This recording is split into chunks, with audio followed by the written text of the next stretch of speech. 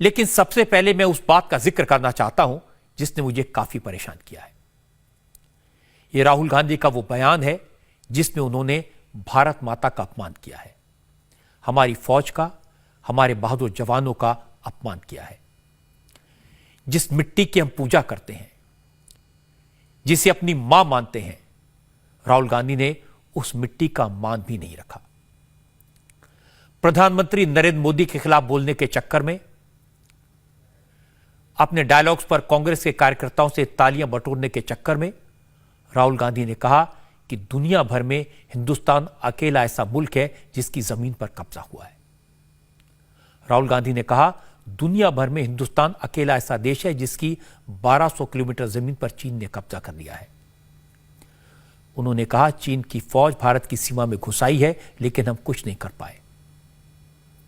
मैं हैरान हूं, जिस पार्टी ने देश पर 60 साल तक राज किया हो, उसका एक बड़ा नेता इस तरह की बात करे। जिस परिवार की 3-3 पीढ़ियों को इस देश पर शासन करने का मौका मिला हो, उस परिवार का वारिस क्या इस तरह देश का अपमान कर सकता है? राहुल गांधी का बयान सुनकर मुझे आश्चर्य हुआ, दुख भी हुआ। इसीलिए मैंने आज राहुल गांधी का यह बयान आपके साथ शेयर करने का फैसला किया।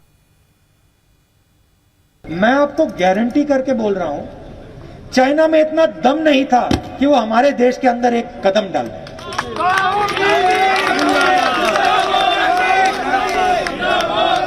आज देखिए, बात समझिए। दुनिया में एक ही देश है, आज पूरी दुनिया में एक ही देश है जिसके अंदर कोई और देश की सेना आई, 1200 स्क्वायर किलोमीटर ले गई और कायर प्रधानमंत्री कहता है कि इस देश की जमीन किसी ने नहीं ली। एक ही देश है भैया, पूरी दुनिया में एक ही देश है जिसकी जमीन हड़पी गई है, हिंदुस्तान। और ये अपने आप को देशभक्त कहते हैं। प्रधानमंत्री अपने आप को देशभक्त कहता है और पूरा देश जानता है कि चाइना की सेना हिंदुस्तान के अंदर। कैसा देशभक्त है ये? मैं आपको बता रहा हूं, हमारी सरकार होती ना, उठा के फेंक देते चाइना को बाहर। 15 मिनट नहीं लगते।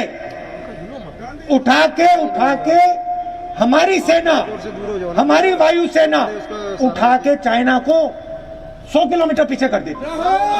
मगर इस प्रधानमंत्री में मैं बता रहा हूं आपको, बात समझो, ये प्रधानमंत्री देश की शक्ति को नहीं समझता। अब ऐसे बयान पर हंसें या रोएं? राहुल गांधी ने जो कहा वो इस देश की परंपरा नहीं है, वो कांग्रेस की भी परंपरा नहीं है। कांग्रेस के कई सीनियर नेताओं से आज मैंने इस बारे में बात की। उन्होंने कहा सरहद के सवाल पर, देश की अखंडता के सवाल पर, फौज के सवाल पर, देश के स्वाभिमान के सवाल पर ऐसा बयान कांग्रेस का बयान नहीं हो सकता। लेकिन वो मजबूर हैं, अगर कुछ बोलेंगे तो राहुल गांधी कहेंगे कि मोदी से डरते हो। कांग्रेस के एक बड़े नेता ने यह भी कहा कि राहुल गांधी जब प्रधानमंत्री का जिक्र करते हैं तो मर्यादा का ख्याल नहीं रखते।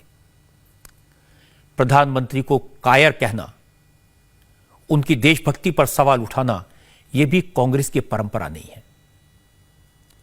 और यह बात सही है कि राहुल गांधी कभी कहते हैं नरेंद्र मोदी कायर हैं, नरेंद्र मोदी डरपोक हैं, मोदी कहता है, मोदी बोलता है, मोदी में हिम्मत नहीं कि आंख में आंख डालकर बात कर सके।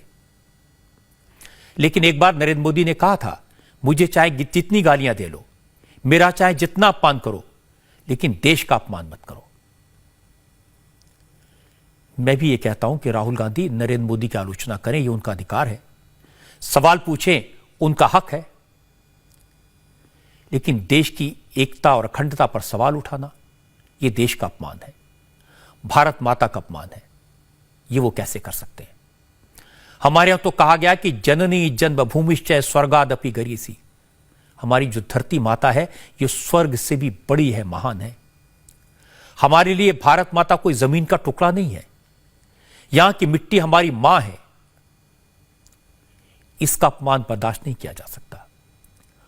कोई राहुल गांधी से पूछे उन्हें यह ज्ञान कहां से मिला? किसने बताया कि चीन ने हमारी 1200 किलोमीटर जमीन पर कब्जा कर लिया और हमारी फौज देखती रह गई?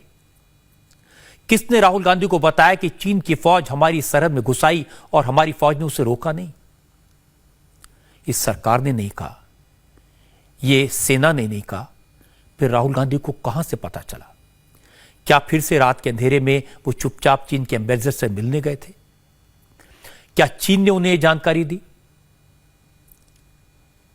राहुल गांधी ये भी बता देते कि उन्हें यह किसने बताया कि चीन ने हमारी जमीन पर कब्जा कर लिया है और हम कुछ नहीं कर पाए? राहुल गांधी को गलवान में हमारे 20 बहादुर जवानों की शहादत को नहीं भूलना चाहिए। यह भी नहीं भूलना चाहिए कि मातृभूमि के एक एक इंच की रक्षा के लिए हमारे बहादुर जवान -50 डिग्री टेम्परेचर में बर्फ के बीच अपनी जान की बाजी लगाकर दिन रात पहरा देते हैं, देश की रक्षा करते हैं। हम कभी सोच भी नहीं सकते कि हमारे ऐसे बहादुर जवानों के रहते देश की 1 इंच जमीन भी कोई दुश्मन ले सकता है। बात तो उल्टी है। आज चीन को इस बात की परेशानी है कि भारतीय फौजें सरहद पर डोमिनेटिंग पोजीशन में हैं, उन चोटियों पर बैठी हैं जहां से वो चीन पर नजर रख सकती हैं। इसलिए हमारे देश के बहादुर जवानों को, हमारी फौज को बार बार सलाम करना चाहिए। उनकी शक्ति पर, उनकी ताकत पर, उनके बलिदान पर भरोसा रखना चाहिए। देश प्रेम क्या होता है, शहादत क्या होती है, देश के लिए, भारत माता के लिए देश के बच्चे बच्चे के दिल में क्या भावना है, यह जानने के लिए राहुल गांधी को यह वीडियो देखना चाहिए जो मैं आपको दिखाऊंगा। छोटा सा वीडियो है।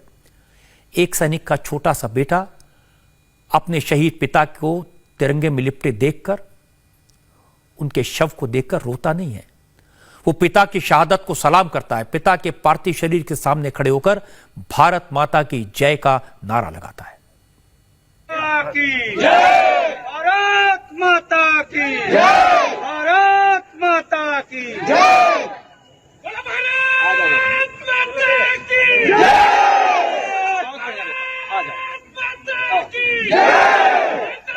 की जय, भारत माता की जय, भारत माता की जय, भारत माता की जय। ये रायबरेली की तस्वीर है, सोनिया गांधी की कॉन्स्टिट्यूंसी की तस्वीर है। इस बच्चे के पिता कश्मीर में आतंकवादियों से मुकाबला करते हुए शहीद हो गए। कल जब शहीद का शव गांव में पहुंचा तो हजारों लोग बहादुर शहीद को सलाम करने पहुंचे, लेकिन जब छोटे से बेटे ने पिता को आखिरी सलामी दी तो लोग की आंखें भर आई। पूरा इलाका भारत माता की जय के नारों से गूंज उठा। ये तस्वीरें सबको देखनी चाहिए।